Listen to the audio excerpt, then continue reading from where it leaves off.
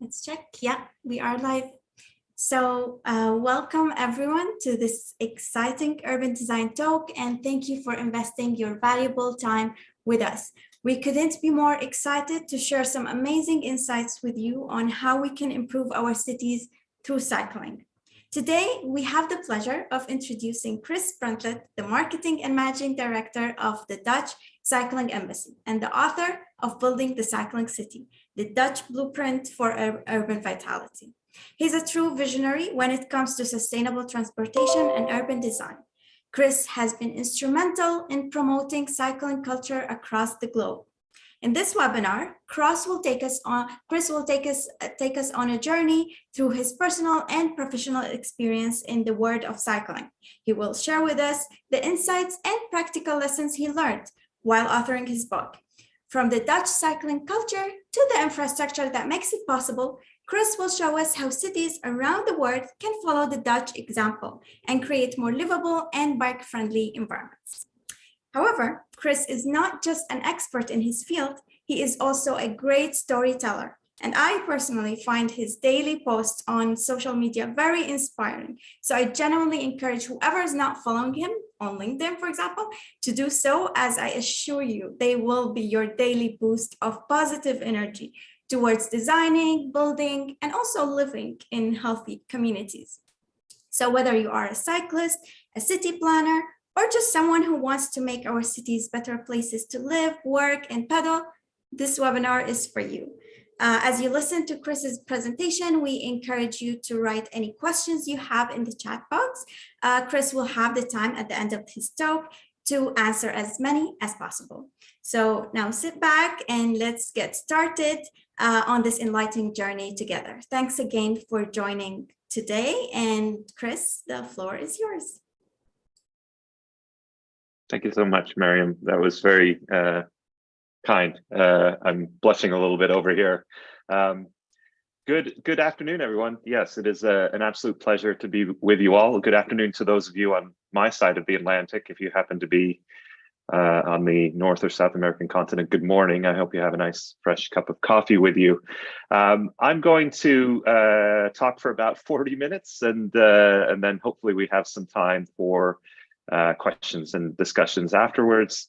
It is a pleasure to be speaking mostly to an Ontario audience. I realize not exclusively an Ontario audience, but I am myself grew up in the Kitchener-Waterloo area, went to school at Ryerson University, what is now Toronto Metropolitan University, moved out to Vancouver in my late 20s and now living and working here in the Netherlands. So let's get started. Yeah, I am a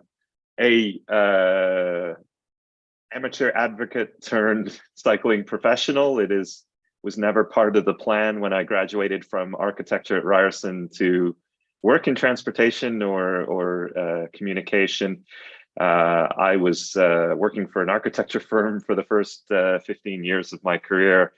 But living in Vancouver, a city that was investing in cycling and having kind of an existential conversation about bikes and bikes' role in creating a livable city. So I injected myself and my partner Melissa also injected ourselves into the conversation. We became bike advocates on the evenings and weekends.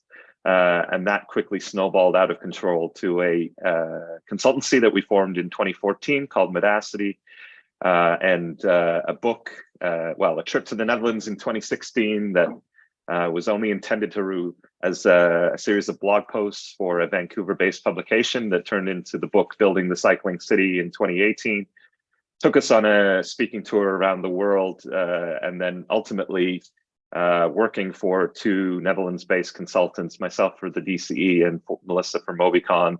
And for the past 4 years now, we've been kind of living this little Dutch dream. Curbing Traffic was a book that we published last year and was kind of a culmination of our first year in the Netherlands, what our family experienced, our children experienced, and a larger narrative about how our adopted hometown of Delft, the observations that we made and the people that we interacted with was a better place for us to live, for our children to grow old, and for our neighbors to also experience. And it wasn't just due to the cycling, it was due to the fact that it was fewer cars on the streets. And so the human case for fewer cars in our lives has been out since June of 2022, and they're both available from Island Press. But my full-time gig nowadays is working with the Dutch Cycling Embassy. We are a public-private partnership that was initiated by the national government here in the Netherlands, by the Ministry of Infrastructure 10 years ago in 2011, specifically to export the knowledge and expertise that exists in the field of cycling to cities and regions around the world. They were getting all kinds of requests from other governments, and rather than handle them themselves as the ministry, they set up this external organization to handle those requests, to share this knowledge and expertise with interested parties, but also to promote Dutch business interests, economic interests in the field of cycling, hoping that one day cycling could be an export product that the Netherlands could be proud of. So we have an extensive network now of over 100 organizations that are part of the Dutch Cycling Embassy, and they really run the gamut from consultants, engineers, planners, from the private sector, bicycle manufacturers, bicycle parking manufacturers, technology companies. On the public side, we have a lot of municipalities here in the Netherlands, universities, public transportation agencies. And we're able to bring this really broad cross-section of expertise and knowledge to the table whenever we get an inquiry from a international group. And we get dozens of those requests per week. They often begin with an initial email exchange, a virtual exchange. But ideally, we really thrive and we do the bulk of our work in a face-to-face setting. So that often looks like or takes the form of a study tour where we're bringing groups of decision makers to the Netherlands. These days, we're hosting 2 or 3 per week of mayors, of heads of transport, departments of transport, city councillors, and local consultants and civil servants, getting them into a similar sized Dutch city as where they're coming from, getting them on a bicycle, of course, but also putting them in a classroom setting to learn about the conditions here, the conditions they experienced, and how it might be transferable elsewhere. Inversely, we do a lot of what we call think bike workshops, where we're bringing those Dutch experts to that specific location. We did well over a dozen last year, including 4 in the United States. And we're working with local planners, engineers on specific case studies, on specific challenges and opportunities that they're experiencing, whether it's high-level network design, intersection design, parking design, whatever they happen to be struggling with. We're able to bring Dutch expertise to the table and help them work through potential solutions, starting hopefully long-term relationships, knowledge exchange that in some cases have lasted many, many years. So you're going to hear a lot about bikes from me today, but I want to be perfectly clear that cycling is the means and not the end. We're not just getting more people cycling for the sake of it. It really is with a larger goal of creating a more attractive, a more livable, a more equitable, and a more sustainable city. And I don't think there's any other country in the world that has achieved the level of success that the Netherlands has, but it is because they've recognized the bicycle, again, as a policy tool to create what they call autolu or low car cities. And this graph kind of says it all, really. It's a little bit convoluted, but basically every single dot, green or yellow dot on that map is a city or a town where the bicycle mode share exceeds the car mode share. And there's 202 such municipalities across the country and fewer cars on the streets. So they've done a remarkable job in terms of replacing short, that's 3 kilometers or less car journeys within their cities, replacing them with the more scale appropriate bicycle. And as a result, they reap all kinds of rewards in terms of the quality of life in their cities. And I'll get to those types of rewards a little later in my presentation. But we have to be clear, the Netherlands wasn't born or didn't rise out of the North Sea with all this infrastructure. pre-built. It's not necessarily because the country is flat, because the weather is nicer, because the culture is more orientated to cycling. It's really a product of 50 plus years of really serious policymaking and infrastructure design and construction, national policies in road safety and in street design that have resulted in this really dense, high quality and unprecedented network of cycling infrastructure. It's over 37,000 kilometers from border to border of fully separated bike lanes. And they complement quite well an amazing public transportation system as well.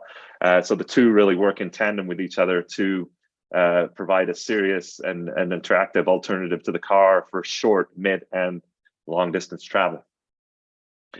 But it wasn't always this way. And I think if there's one takeaway to my presentation today that I hope you walk away with, it's that the Netherlands wasn't always a cycling paradise. It wasn't always destined to be a cycling paradise. It was, after the Second World War, building its cities around the private automobile. It was taking the same direction as virtually every other country in the world, widening streets, demolishing buildings, even filling in its canals to make room for the car. And it was only in response to a very specific set of circumstances in the early 1970s that created this kind of alternate trajectory, this tipping point, so that they set about building a more balanced mobility system, not necessarily a car-free one. What were those conditions?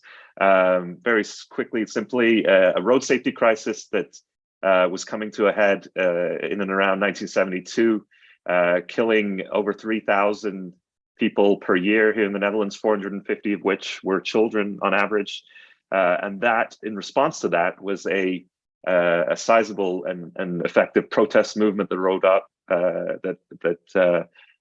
in cities all across the Netherlands in response to a newspaper editorial that was written by a gentleman whose daughter tragically died cycling to school one morning, and he was so angry he channeled that anger and frustration into an editorial with the headline "Stop the Kindermoord," "Stop the child murder," and that catchphrase permeated to neighborhoods across the Netherlands, and families in particular rose up with protests, taking to the streets to protest against the rise of the automobile and the removal of space for walking, cycling, and playing, for especially around children in their communities.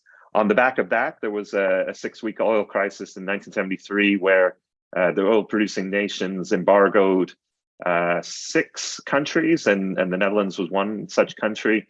The price of gasoline skyrocketed, the sale of bicycles doubled, and it really created this kind of light bulb moment amongst the general population, who saw all the space and comfort that had been given away in their cities to the car, but also within the elected officials themselves, who saw that a one-sided monopoly of a mobility system, a car-based system, was actually quite vulnerable and fragile to these outside shocks and interferences. And we certainly saw that during the coronavirus pandemic, and now with the spike of gasoline prices on the back of the Ukraine invasion, is that countries that have more balanced mobility systems are better placed to weather these crises. That is to say that it wasn't smooth sailing from there, where you can make the decision to become a cycling nation, but at the time there was no how-to guide, there was no manual on how to build a cycling country. And so there was a lot of mistakes that were made, a lot of trial and error, experimentation, and it was only really in the 80s and 90s that this book of best practices was developed, summarizing the successes out of that trial and error procedure. So there were a number of quite high-profile failures of cycling infrastructure projects that were put on the ground in Tilburg, in The Hague, in the late 1970s, that the national government wanted to show what was possible, but they were individual cycle routes that didn't really connect anywhere to anywhere. They weren't done in consultation with the local community, especially the business community, and they weren't used by cyclists ultimately. So At the end of the day,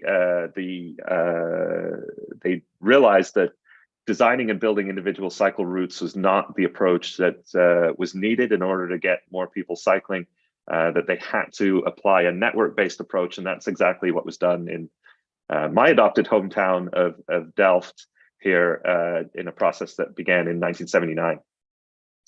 So for the third kick at the can, Delft was identified as a city that was doing a lot of innovation on its own streets.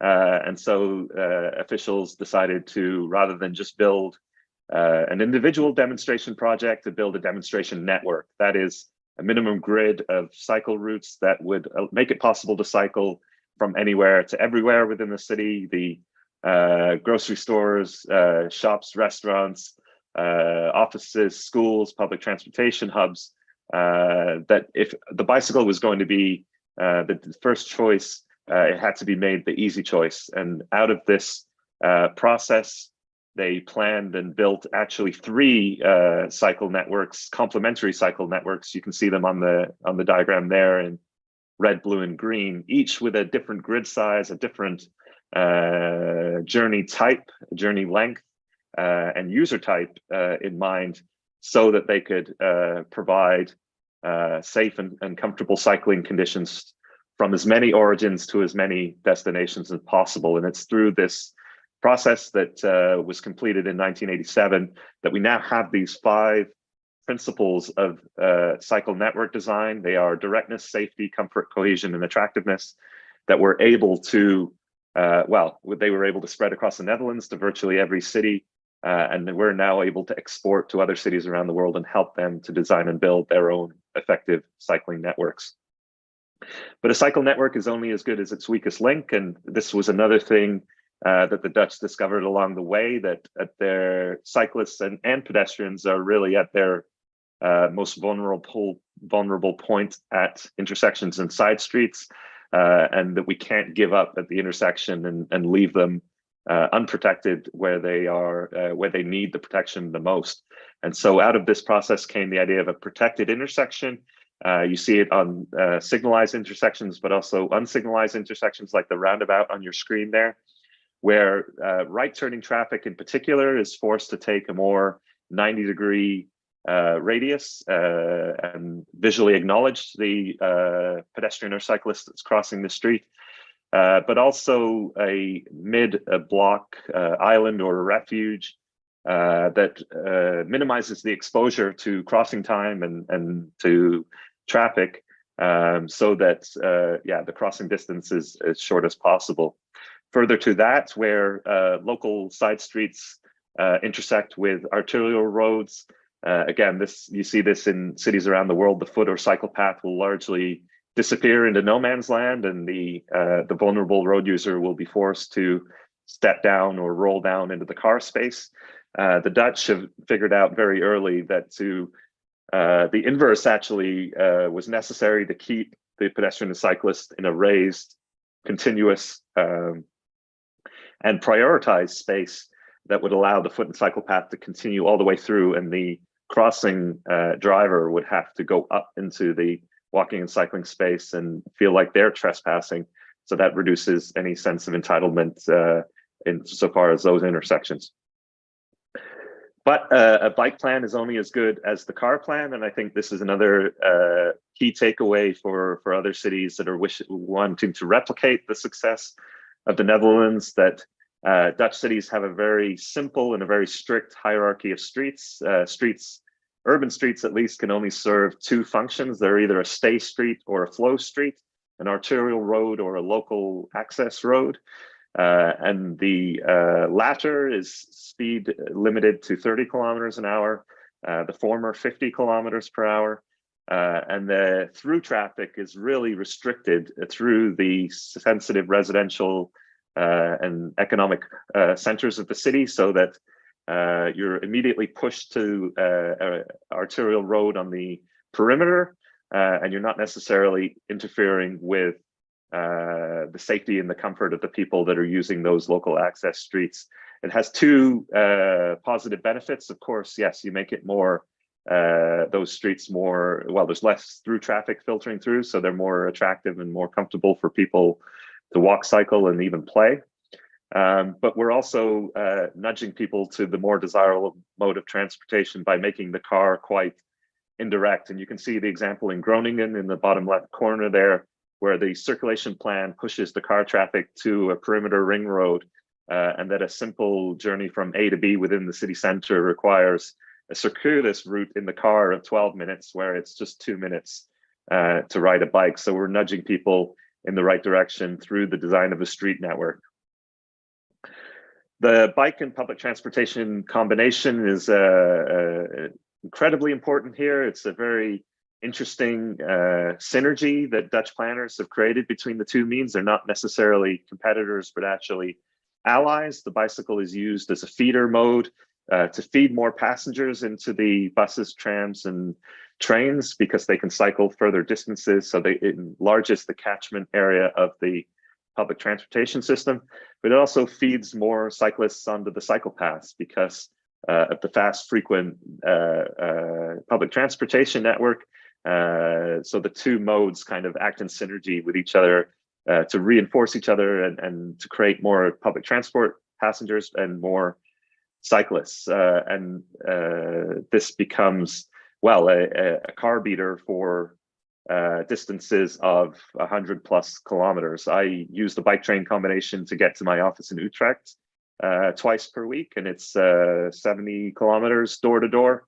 But I'm able to cycle to the train station, take the train to Utrecht Central, and then rent a bicycle with the tap of the same public transportation card on the other end of the journey to get that same door-to-door convenience from my house to my office without actually needing a private automobile.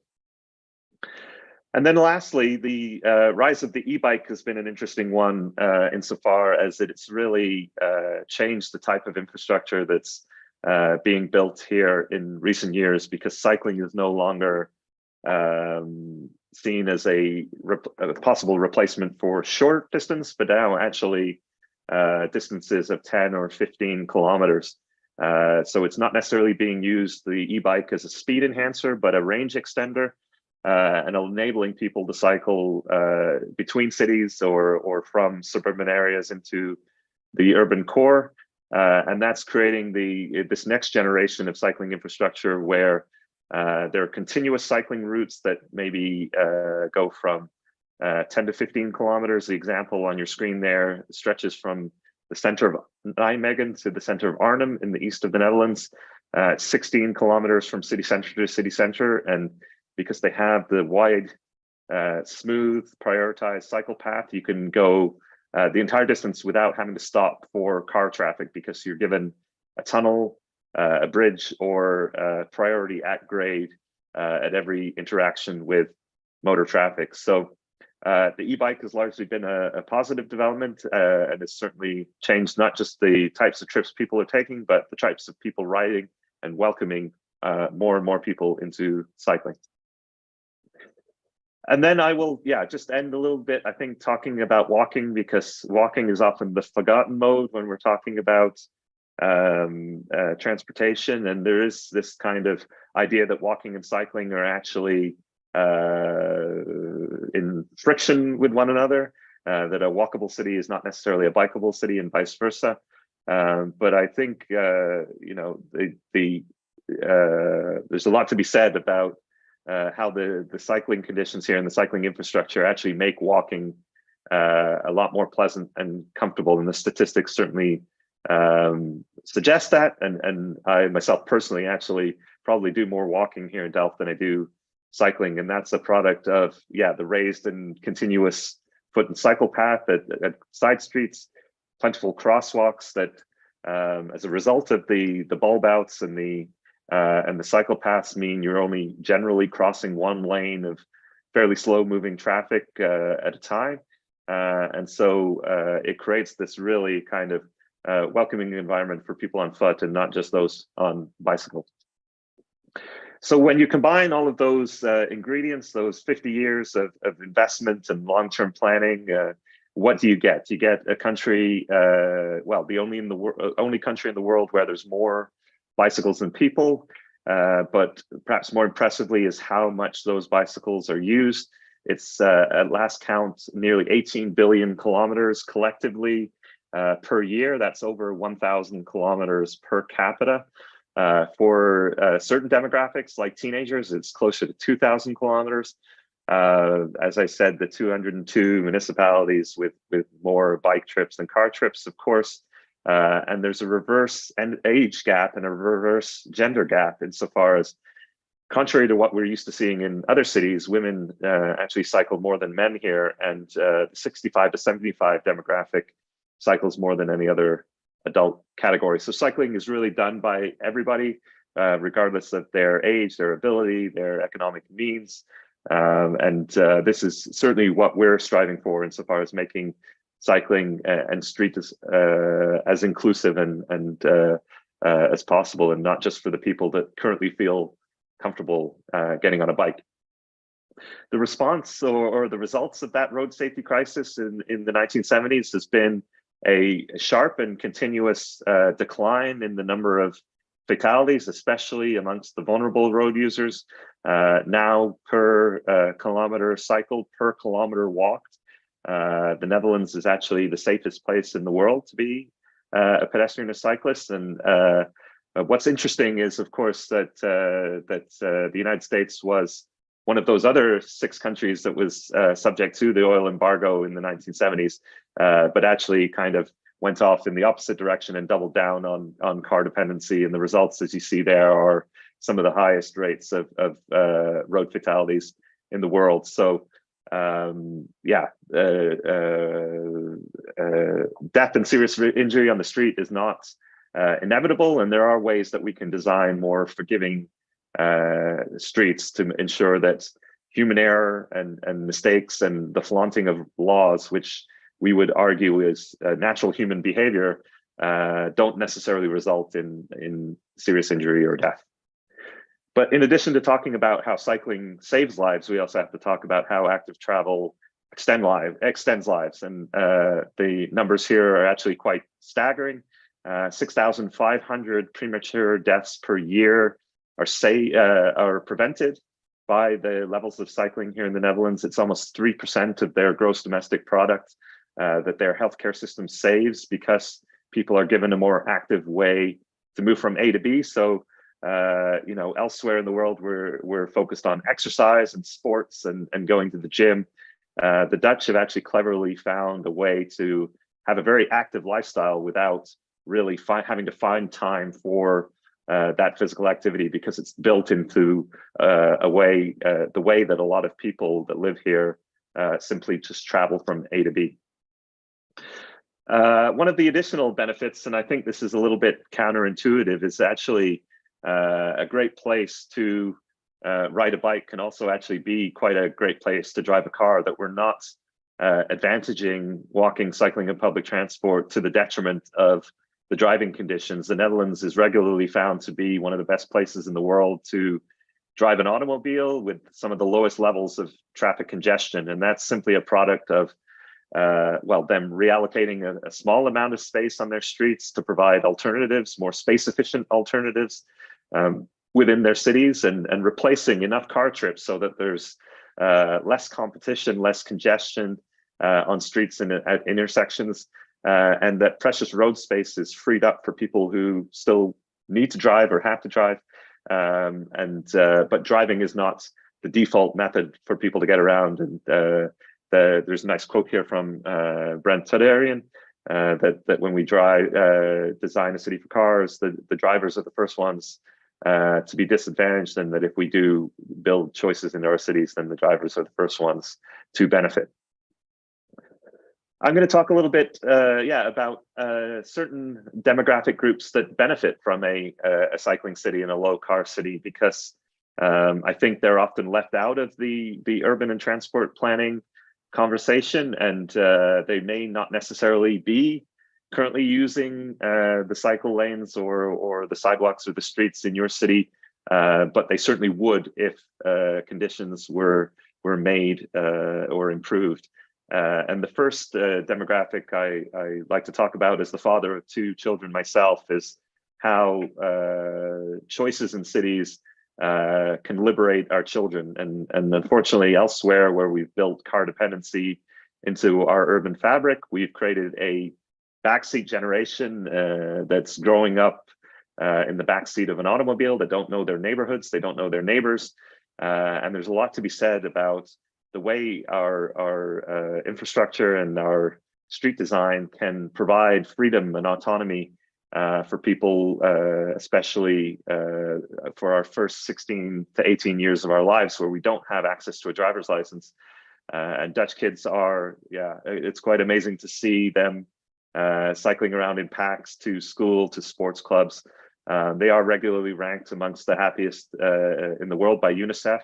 And of course, it's not as simple as just saying it's because of bikes, but we would certainly argue that in addition to a work-life balance, in addition to a lot of other factors, that giving them the ability to get out on a bike at the age of 10 and cycle to school in the morning without mom or dad having to chaperone them leads to a great level of freedom and helps them develop into more balanced and adjusted young adults. Gender and mobility is an area where there's a lot of new research being done, a lot of developing ideas. I think, in short, historically cities have been designed by men and for men. And as a result, as the breadwinner, quote unquote, of the family, we really prioritize the long distance, single purpose commute from the house to the office to the detriment of every other type of journey and type of transportation. So it's not a coincidence that women cycle more than men here in the Netherlands. And of course, that has a lot to do with them feeling safe on the streets. But I would also argue that it's because the networks have been designed specifically to consider not just long distance single purpose commutes, but care trips, what we call non-paid journeys to school, to the grocery store, to take care of loved ones. Unfortunately, they're still disproportionately being done by women, and they happen more multi-purpose journeys from A to B to C to D in a spiderweb pattern closer to home. So the more that we can do to measure and design and enable those types of journeys with our transportation networks, we're certainly, tipping the scales a little bit back towards, unfortunately, the people that are still disproportionately forced to carry the burden of those journeys. Accessibility is certainly a interesting topic. And again, I think one that's brought to the table sometimes in bad faith. As soon as you start talking about cycling, or you talk about disadvantaging cars, some people will bring up people with disabilities as a kind of argument point that they are reliant on cars, and we're actually discriminating against people with a physical disability by prioritizing quote unquote active travel. But I think we mistake the people currently cycling in our city and underestimate the type of people or the number of people that would perhaps get on a bicycle with an invisible disability, for example, if it was made safe enough. And the fact of the matter is that not everybody is reliant on a car. Not everybody wants to be reliant on a car. And if we can design our infrastructure in a very inclusive and intuitive way, we can make it inviting for people on tricycles, on hand cycles, on other adapted cycles, on other mobility devices. Our friend in the bottom left corner there is a woman we interviewed for the book who has multiple sclerosis and uses a motorized wheelchair to move independently around the city. She does not have a driver's license, but the cycle tracks, the cycling infrastructure is key to give her the freedom, the autonomy, the independence to continue living her life, rather than if she was elsewhere, crammed onto the footpath and perhaps navigating narrow and crowded spaces. So this is certainly a topic that it's not black and white, but there is an added benefit that we can do if we do thoughtfully approach the design of these networks. And then lastly, yeah, where we all ultimately end up, and I mentioned the fact that the 65 to 75 demographic cycles more than any other. We do, again, hear this all the time, that people are reliant on cars, and especially the elderly. Well, again, the fact of the matter is that we all outlive our ability to drive safely. Our driver's license can or should at least be taken away eventually. And that other means of travel, if car dependence is baked into our cities, then we're either trapped in our houses, institutionalized, or reliant on others for our travel needs. Cycling here in the Netherlands is a form of continued participation in society, and it's definitely used by people well into their 70s, 80s, and even 90s, especially now with the rise of the electric bike, to continue to travel to sports clubs, community centers, friends' houses, the shops, and et cetera, and allows them to continue living healthy, active, and social lives. So I still hear some of the perhaps cynics in the room say, yeah, but that's the Netherlands. They are completely irrelevant to our situation. They're the most densely populated country, the size of a postage stamp in Europe, and they don't, what they've learned and experienced is not relevant to where we come from. And I just want to wrap up today kind of hopefully addressing that idea that it could never work here, because and I've certainly seen firsthand with my 4 years at the Dutch Cycling Embassy that these ideas and principles can be applied to virtually every context with the right approach and the right level of commitment. I've done a quick contextual comparison here, for example, between the Randstad metropolitan area, which is the larger polycentric metropolis of Amsterdam, Utrecht, Rotterdam, The Hague, and dozens of other municipalities,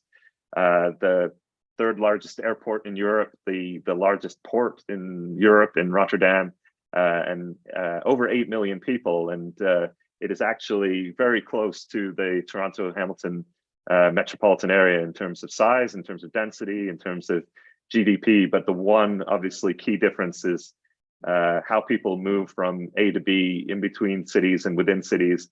And that's where, with the right approach, with the right commitment, we can influence some positive change.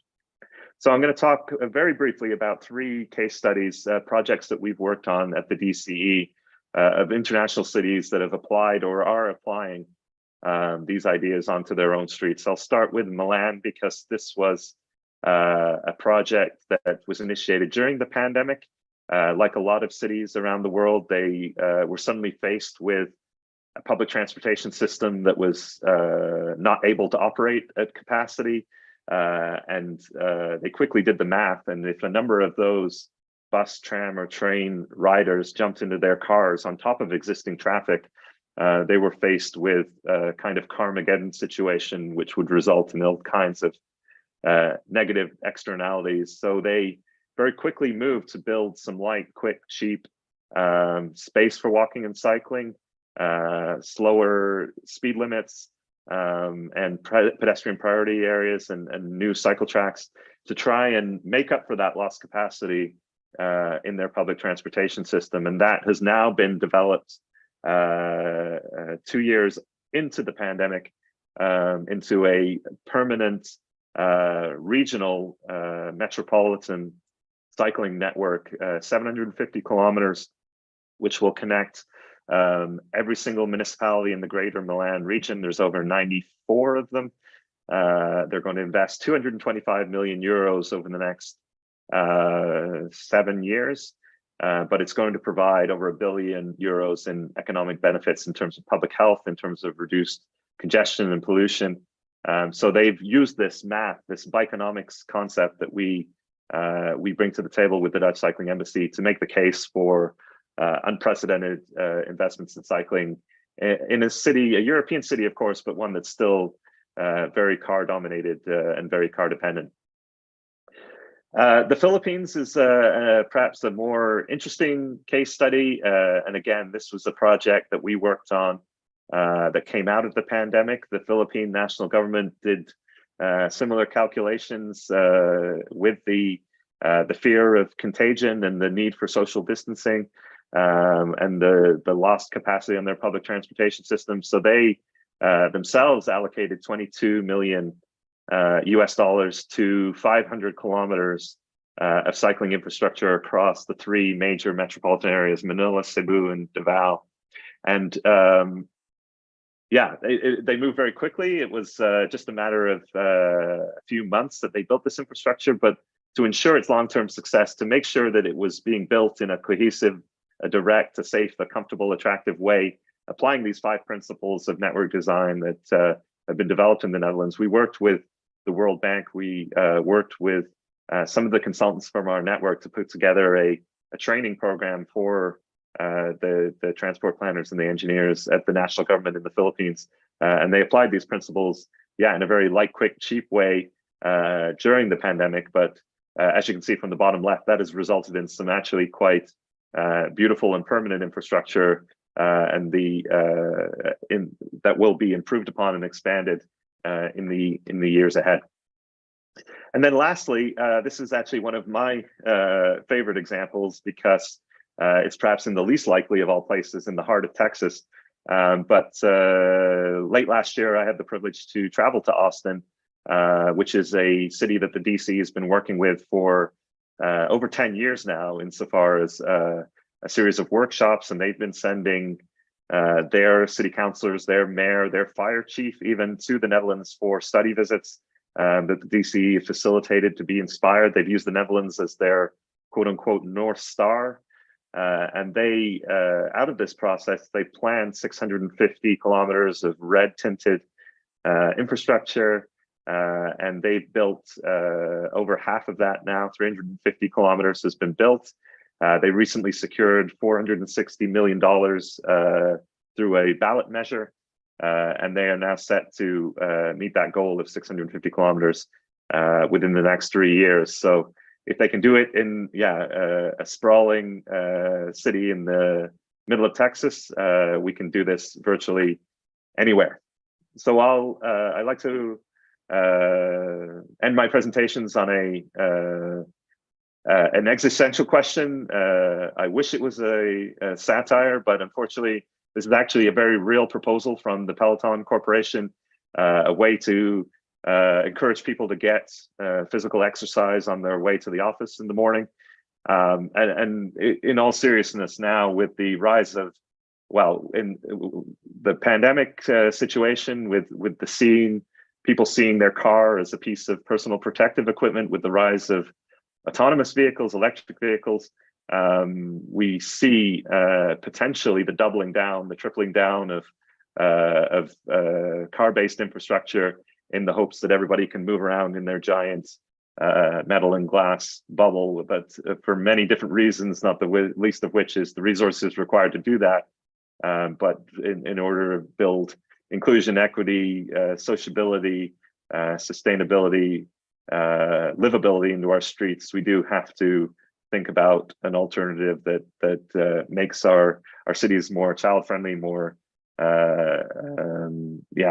welcoming for people of all shapes, sizes, economic backgrounds, and ethnicities. So with that, I will thank you for your attention. We are at dutchcycling.nl if you want any more information. If I don't get around to your question, please reach out to us via our website. And as Mariam said, certainly give us a follow on social media if you want to see regular updates from the Netherlands and updates from cities around the world where we're working quite enthusiastically. So thank you for joining me today. Thank you for your attention, and let's get to the Q&A. Thank you, Chris. Thank you for a great presentation, as expected, actually. Let's get to the question and answers just to save time. In general, I think one of the key factors that make the Dutch cities stand out is this strong political support. So the Dutch government has traditionally been supportive of cycling and has invested heavily in cycling infrastructure. So this has helped a lot to create this culture around cycling.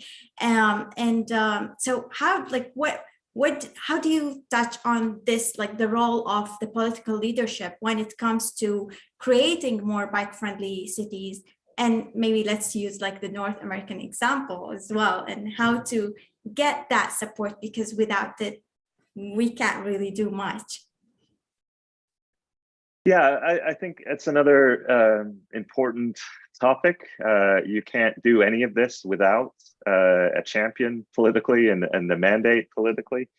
But I mean, don't get me wrong. The struggle in the 1970s was real. There were business owners opposed to the construction of cycling infrastructure. There was a political backlash. It was quite a fight and a struggle.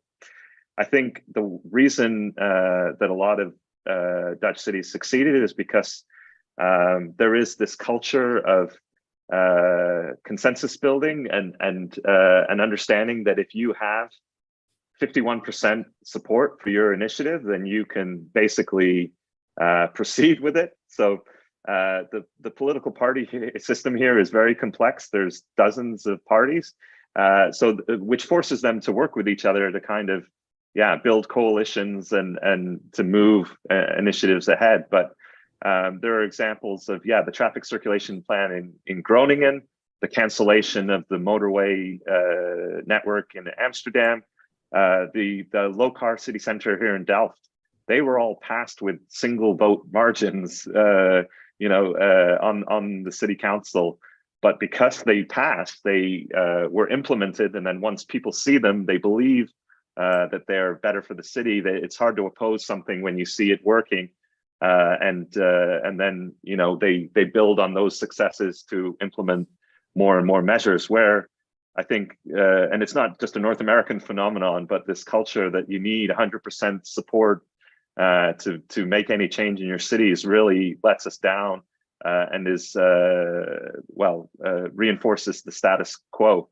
By trying to make everybody happy, we end up making nobody happy, and that results in this kind of gridlock and nothing actually changing, whether it's housing or transportation or whatever. The one thing that we always do when we come to the table with an international city is stress that you're going to get backlash, you're going to get controversy, you're going to get a percentage of the population that's opposed to change. But you have to put that backlash into context and understand that it's not representative of the larger community, and it's certainly not a majority, and that you need to proceed knowing that you do have, if you've done your due diligence, this consensus, even if it's marginal, it should be enough to start implementing these measures. And then, as I said, seeing is believing, and you're really up to the races in terms of making progress. Yeah, thank you for that. So in fact, you have actually touched upon a lot of the questions that we have received already. So you covered that in the presentation, which is great. I'll just, okay. So how does this cycling infrastructure and use transition through urban and rural areas? How does that work? Yeah. It's a great question, and again, I think it sounds too good to be true, but the rural and suburban infrastructure here is probably better than the infrastructure that exists in the urban areas. There are very clear delineations between the land use planning here is incredibly strict, so that right on the outskirts of at the edges of the city, you go straight into natural areas and a quote unquote green belt or an agricultural area, but the infrastructure is completely seamless. And I would argue the rural and the recreational cycling networks are as good, if not better, insofar as the quality, because there's just more space and less opposition, and they're able to. They don't have to necessarily water down or compromise in terms of the width of the infrastructure or other considerations. So it's we're working with other countries. Ireland right now, the National Transportation Authority there on their rural greenway network. And I think there are a lot of lessons to be learned from this country, and it's not just about city cycling. It is in terms of maintaining connections for people that live in villages and live in small towns outside of cities. That's their access to their daily needs, and sometimes that's again in combination with the public transportation system. But it's also a huge tourism boost here. And at last count, the cycle tourism industry was worth over 2 billion euros per year because of the great infrastructure that exists. So I think there's a huge, it's an important point, and that cycling's not just a city thing, despite hearing a lot about city cycling from me today. Thank you. So do you think there's been an inflection point in attitude towards shifting away from car dependency to more bike friendliness in North American cities? Was there a point where they just decided that they need to move on cars from cars? So yeah, I mean, it's difficult to, I think every city is different. I think you did see a period in and around 2008 when Vancouver, New York, and a lot of other North American cities, through the pioneering work of Roger Geller, who's the Portland Bureau of Transportation Active Travel Coordinator, a recognition that if you build it, people will come, and the need to build protected cycling facilities instead of just paint is incredibly important in terms of replacing car trips within cities. And I think the larger recognition was that we've tried for decades to build our way out of congestion, especially in North America. We can't add enough lanes to a highway or a road. We can't build enough parking spaces. It's this monster that's out of control that's eating our cities, and that we do eventually have to stop expanding our car infrastructure and investing in other means of transportation. And that recognition is not widespread by any stretch of the imagination. Austin, Texas is still widening its interstate to 19 lanes in the next coming years, which is devastating and completely undermines the work they're doing at the local level around cycling. But this idea that we can keep building ourselves our way out of congestion has been proved wrong time and time again, and it's taking time, but more and more cities and more states and provinces are gradually realizing that. Thank you. So just going back to the history a bit, was this a national effort, like in the Dutch example? Was this a national effort, or did it start in one or two like larger cities? Is this or that? Yeah, it's quite interesting. Cycling until recent years has almost exclusively fallen on the shoulders of the individual municipalities. They're responsible for planning it, designing it, building it, funding it. And they were the ones on the front lines in the 70s, kind of doing these experimentations with very little support from at the national level. Now, one of the inflection points was when the national government finally decided to get involved in this cycling wave that was taking place in the individual cities, and actually set national guidelines around road safety policy and street design, these design manuals that the individual municipalities had to follow. And it dictated the amount of separation or the conditions where physical separation was required, the design of the intersections, and so on and so forth. And that was, for a lot of people point to that as a turning point in the mid 1990s, where these national guidelines had been put in place. The individual municipalities were still responsible for implementing them, but everybody was on the same page, and quite literally in terms of this is the standard of infrastructure that we should be building. And there was very little room for interpretation or watering down or copping out of building what was necessary. Now, the last thing I'll say, and in more recent years, I think the national government's waking up again to this cycling thing that's capturing more attention, and especially around the bike train combination, because the municipalities can't fund necessarily these big parking garages at the train stations that are needed for people to leave their bikes before they hop on a train.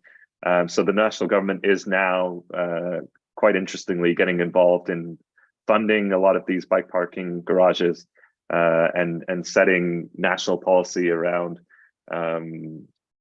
stimulating more bike train travel, because they see it obviously as a way to beat congestion, especially on the motorways, and it's far more cost effective for them to build some bike parking spaces than it is to add another lane onto the motorways that are already wide enough in this very dense urban area. Okay. Thank you. So this question, I think you've touched upon the e-bikes and the speed pedelecs. So this question has to do with like how tricky the speed differences are in this case, and whether the Dutch have started to actually work on like future infrastructures to match the new speed of those bikes. Yeah, that's an important point of clarification. When I use the term e-bike, we're talking about, in terms of regulation here in the Netherlands, it's speed limited to 25 kilometers per hour, and it's pedal assisted. It can't be just throttle initiated in terms of the electric assist. So that's one category of e-bike, and it makes up 99.9% of the electric bikes in this country.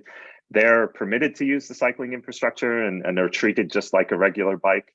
There is certainly a slight speed difference of maybe 2 or 3 kilometers per hour that is leading to a discussion about cycle track width. And the national government here recently updated the standards, the minimum width of a cycle path to 2.3 meters from what was 2.0 meters, just to allow for that extra differentiation in speed and to allow for some more comfortable overtaking space. There is a second category of electric bike, and they are becoming a bit more prominent here, is this idea of a speed pedelec, which can travel up to 45 kilometers per hour. It's not allowed to use the cycle paths, at least in the built-up areas. It does require a helmet and a license plate and insurance. And it is, forcing a different conversation, because it is basically a motorcycle and is creating some conflicts. But again, when they're in the built-up environment, they have to share the roadway with the car traffic, and they're not allowed to use the cycle lanes. So their usage is still quite small, because people would rather get the traditional e-bike, the 25 kilometer per hour one, and not have to go through all those extra requirements in terms of helmets and license and things like that. The last thing I'll say is this is also now leading to a very interesting conversation about 30 kilometer per hour cities here in the Netherlands. There's a very, I think, concrete and possible push to make a blanket 30 kilometer per hour speed limit in most Dutch cities within the built-up environment. And this is obviously made possible because there are so many people walking and cycling, and the distances people are traveling are quite short. But I think, there's been various proposals and discussions, but one thing that Amsterdam are considering specifically is this kind of 3-tiered traffic system at 10 kilometers per hour, 20 kilometers an hour, and 30 kilometers an hour. So if you want to travel up to 30 kilometers an hour, you can use the main roadway. If you are willing to stick to a 20 kilometer an hour speed limit, you're able to use the separated cycle path. And then, anything 10 kilometers an hour or less, like pedestrians, or kick scooters can use the remaining space. And so that's one approach. But I think the larger win here is that we're actually talking about a blanket 30-kilometer-hour speed limit, and that's been in response to, you know, this. There's still, despite the gains in road safety here, there's still a disturbing number of fatalities, and the vast majority of those fatalities are on the 50-kilometer-an-hour streets. So the hope is that if we bring those down to 30 kilometers an hour, we will improve the situation. Makes sense. Thank you so much, Chris. Unfortunately, it's 10 o'clock. The time has passed too quickly. We wanted to hear more, actually.